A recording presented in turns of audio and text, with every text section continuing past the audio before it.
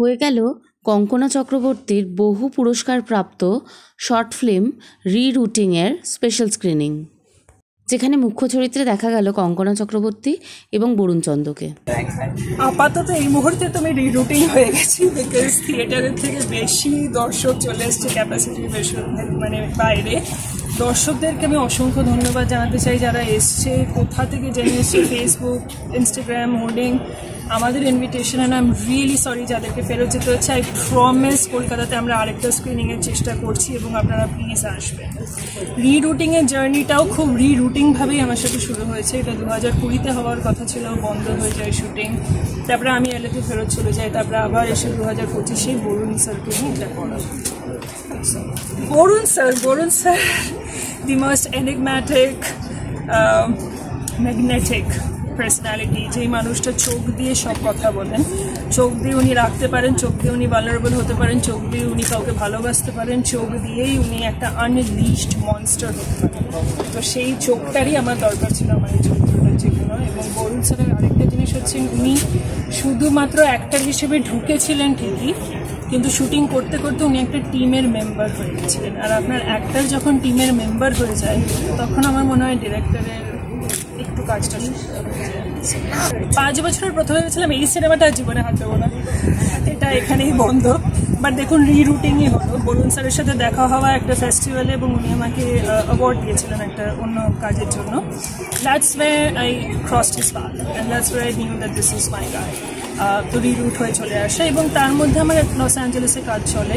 আমি একটা বলিউডের ফিচার ফিল্মও শেষ করি রাজীব কাপুরের সাথে, এভরিবডি লাভস আওরা ভান্ডা বলে। আর ব্যাক অ্যান্ড ফোর্থ চলতে থাকে। আমি মালতি বলে একটা শর্ট ফিল্ম করেছিলাম এলাতে, সেটার জন্য আমাকে এখানে প্রচুর আসতে হয়। গৌহাটিতে আমার একটা feature film as an actor শেষ হলো, অগ্নিবাণ নাম, it's about to release this year, end of this year. তো এইসব চলে, রিরুটিং হয়, এবং অ্যাক্টিংটাই মেন চলতে থাকে। And coming back to direction after 2019। এটা তো আমি আজকে সকালেও ভেবেছিলাম যে আমার থিয়েটার খালি যাবে, এই অবস্থা হবে আমি জানতাম না। সুতরাং এর পরবর্তীতে কি হবে আমার মনে হয় আমরা কেউ জানি না। Every nook and corner life is going to reroute. So I think gracefully you get bogged down.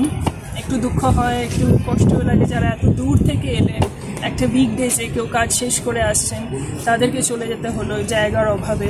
একটা দিকে যেমনি সিনেমাটার জন্য ভালোও লাগছে, আবার একটা দিকে দর্শকদের জন্য আমি ক্ষমা চাইতে চাই। এবং আবার একটা আমরা স্ক্রিনিং করবো, আমরা প্রমিস করছি। ভালো লাগছে। আমার মনে হয় পরবর্তীতে আমার ডিরেকশনের আরও কিছু কাজ করার ইচ্ছা আছে, কিন্তু ডিরেক্টর না, আমি ডিরেকশনটা তখনই করতে পারি যখন আমি একটু ক্রিয়েটিভ লিবার্টি পাই। তো ডিরেকশনটা আমার মনে হয় ওয়ান্স ইন আ ওয়াইল আপনারা পাবেন।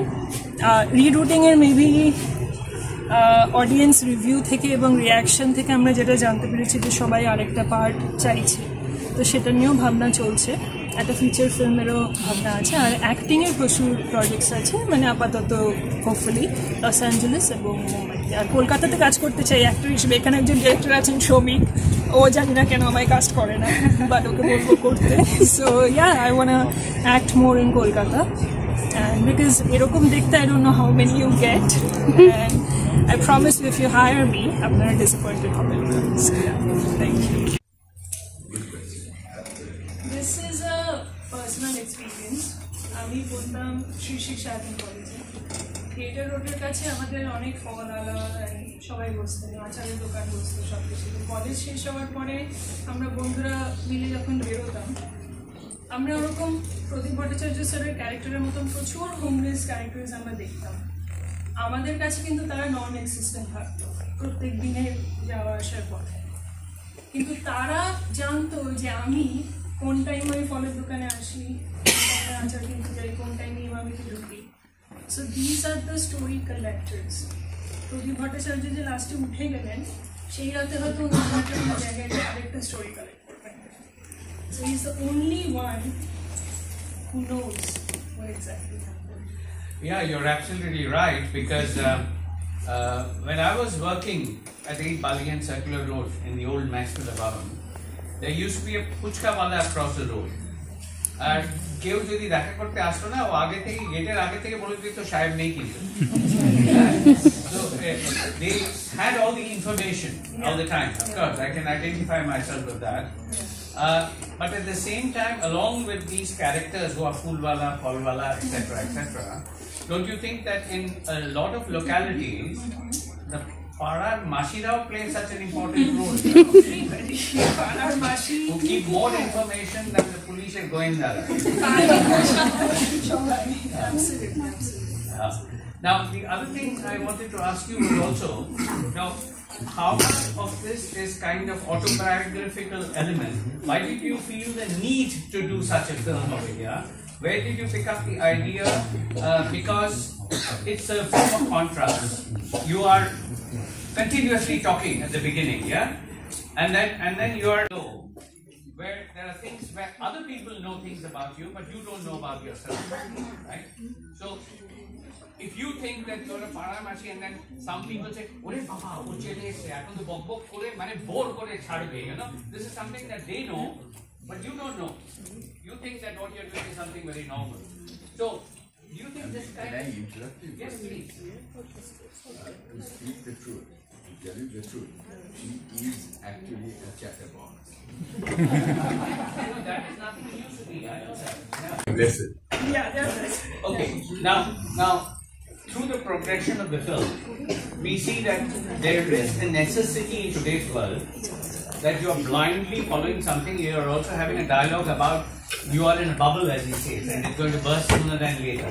Now, this is something we have been telling about a lot of things, about technology, about artificial intelligence, about startups and whatnot, that it is all in a bubble, that the younger generation or the next generation is just living in a bubble which is going to burst sooner than later.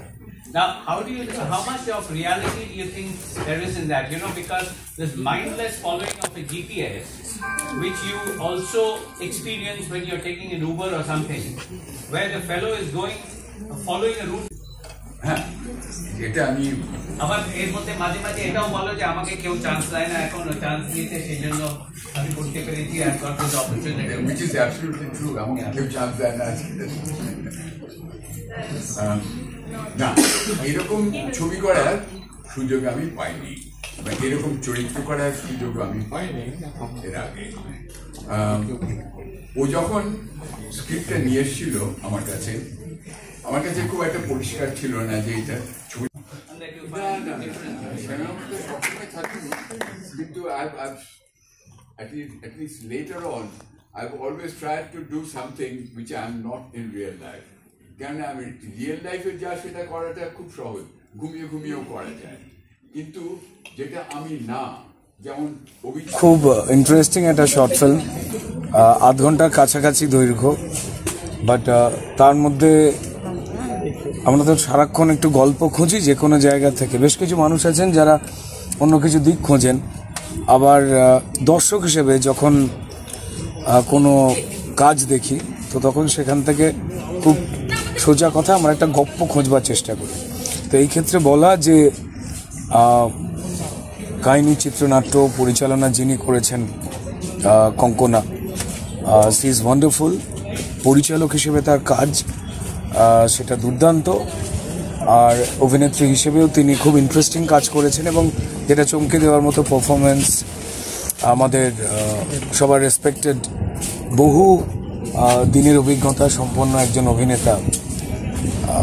বলা যায় না যে এক একটা film ইন্ডাস্ট্রির আভিজাত্য কৌলিন্য কেউ বজায় রাখেন, তো সেরকম কিছু অ্যাক্টরের মধ্যে আমাদের বরুণ চন্দ্রবাবু, তিনি তো আছেনই, কিন্তু এবার পরিচালক কঙ্কনা তিনি নতুন করে যেন আবিষ্কার করলেন বরুণ চন্দ্রকে। আমার মনে হয় যে এই আমাদের ফিল্ম ইন্ডাস্ট্রির যদি কেউ গুরুত্বপূর্ণ কেউ যারা কাস্টিংয়ের সঙ্গে জড়িয়ে থাকে, তারা যদি এখানে আসেন তখন আবার তারা বরুণ চন্দ্রকে যেভাবে দেখেছেন তার থেকে আরও অন্যরকম ধারণায় ভাববেন।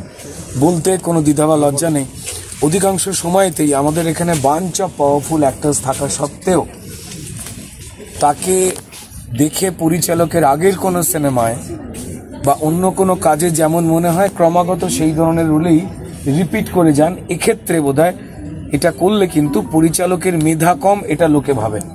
আবার অনেক সময় প্রযোজকও আছেন, তিনি ইনসিস্ট করেন পরিচালককে যে না, আগে যেটা করেছিল ওটাই সেফ।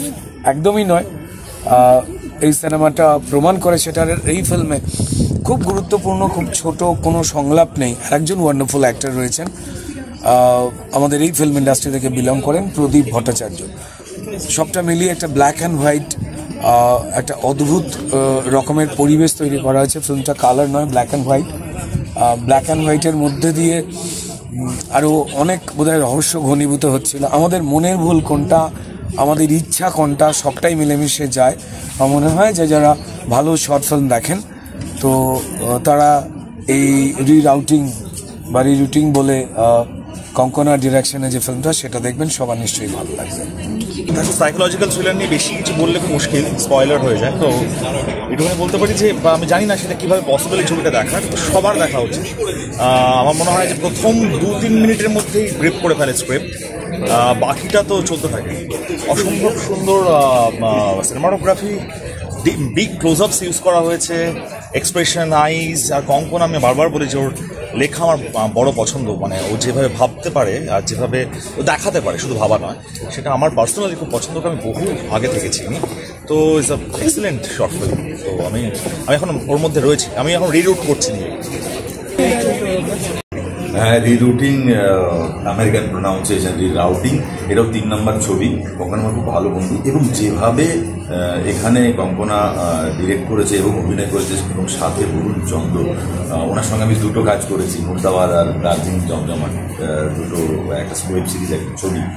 যাই হোক, তো রিরাউটিংয়ের ওপর এই ছবিটা দেখে সত্যি একটা খুব খুব ভাবা বিষয়। আমরা অ্যাকচুয়ালি সত্যি আমরা সবাই বাবলের মধ্যে আছি, এবং এই শর্ট ফিল্মটা শুধু একটা ফিল্ম নয়, অনেক কিছু বোঝাতে সাহায্য করে জীবনের সম্বন্ধে। এবং কঙ্কনা একটা 3 নম্বর ছবি, এবং একের পর এক আরও ভালো ছবি বানাচ্ছে, এবং একটা কালার গ্রেডিং এবং ক্যামেরার কাজ এবং পোস্টারটাও দুর্দান্ত হয়েছে। শুধু অভিনয়টা নয়, আর ক্যামেরার কাজ, এত টাইট ক্লোজ আপে কাজ করা এবং এত টাইট ক্লোজ আপ ধরে ছবির বিষয়টাকে বলা, সেটা সত্যি অনবদ্য। So thanks to Konkona as a director and Barun sir and the team of rerouting বা রিরুটিং। যা বলার তো বলা হয়ে গেছে ছবিতে। এটাতে একটা বক্তব্য নিশ্চয়ই রয়েছে, কিন্তু একেবারে যে মানে চোখ দেখিয়ে, মানে আঙুল দেখিয়ে জোর করে দেখানো, সেরকমভাবে দেখানো হয়নি। এটা খুব সাটলি দেখানো হয়েছে যে ইচ জেনারেশন আমরা এমন একটা মানে ছোটাছুটির মধ্যে রয়েছি, we often lose track of where we are going. সেটাই রিরুটিং হওয়া উচিত। প্রথম আশা করি এটা শেষ হবে না। আপনি চান তাহলে পরে চেষ্টা করা যেতেই পারে। Thank you. আমার ছবিটা দেখে খুব ভালো লাগলো। As a part of the film industry, I would like to welcome Kongana as a fresh, young part of us. আরো ছবি আমিও তো আমার অবস্থাটা দেখো, এটা কি বলছো? আমি নামাই চলে আসছি, আমার কিছু করার নেই। দেখো আমি নামাতে পারছি না, মাথা কেটে গেছে অলরেডি।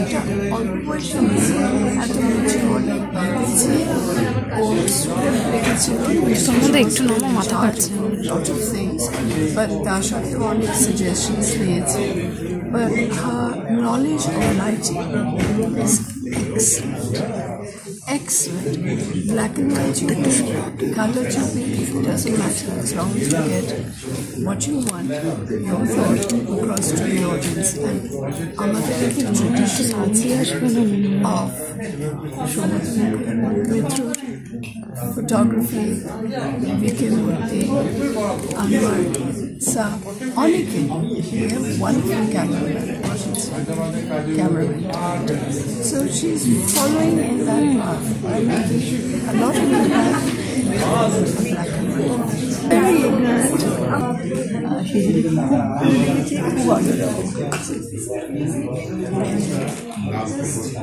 ফার্স্টেই বলবো কঙ্কনার সাথে আমার আলাপ অ্যাজ এ ক্যারেক্টার। তারপরে যখন আমি জানতে পারি যে ওর ডেপথটা এতটাই, যেখানে she is an amazing writer, director and an actor, তখন থেকে আমার ওর কাজ দেখার খুবই ইচ্ছে। আগেরগুলো আমি দেখে উঠতে পারি, but this time this invitation I had to come. আমি আমার মাকে নিয়েও এসেছি। It's a beautifully short film, creatively, cinematographically খুবই এস্থেটিক, রাইটিং তো অফকোর্স অ্যান্ড পারফরমেন্স নিয়ে আমি বলছি না, কারণ আমার বলার লোক নেই, বাট অরুণ স্যার তো অ্যামেজিং বটে, কঙ্কনা ইজ অলওয়েজ অ্যামেজিং বটে বা সে ডান্স। আমার মনে হয় এই মুহূর্তে দাঁড়িয়ে এরকম ফিল্ম বা এরকম জায়গায় দাঁড়ানো খুবই ইম্পর্টেন্ট, যেখানে ইন্ডিভাবে লোকজন কাজ করার চেষ্টা করছে, কারণ সবসময় সবার পক্ষে তো বাজেটের জন্য হোক বা যাই হোক সবটা করে ওঠা সম্ভব হয় না, কিন্তু তার মানে কি সেটা যে সে তার গল্প বলতে পারবে না?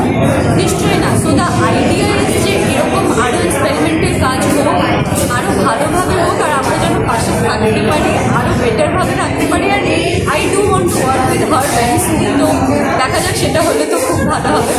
বাট আমি বলবো যে এইটা যদি কখনো চান্স পান দেখার, দেখে ফেলুন, খুবই সুন্দর।